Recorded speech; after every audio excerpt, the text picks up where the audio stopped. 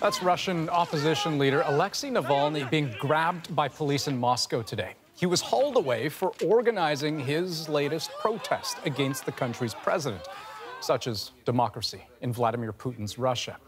Navalny was later freed, but not before his supporters had their say streamed live around the world. Chris Brown reports from Moscow. With more than 1,000 people waiting for him in central Moscow's Pushkin Square, police knew where Alexei Navalny would be heading and pounced as soon as he arrived. He was manhandled feet first into a police wagon. As dramatic as the takedown was, it was also hardly a surprise.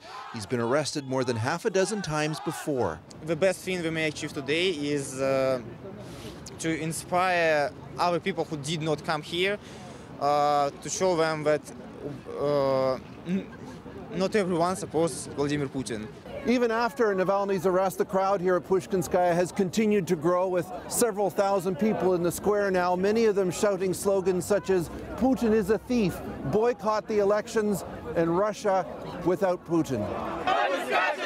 Navalny, who built his reputation alleging massive corruption in Putin's regime, has been banned from the upcoming March presidential election.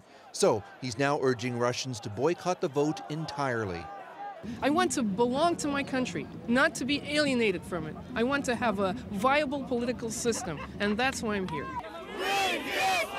There were protests in scores of other Russian cities today as well, from Vladivostok in the Far East to St. Petersburg.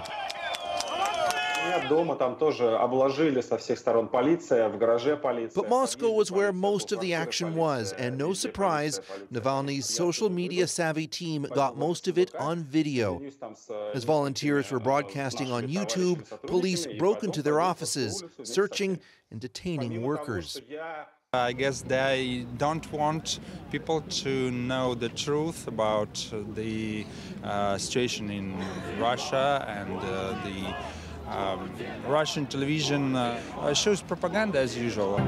Indeed, Russia's extremely influential state TV channels barely mentioned anything that happened. One online story merely noted that there was an illegal protest that had tied up traffic. Chris Brown, CBC News, Moscow.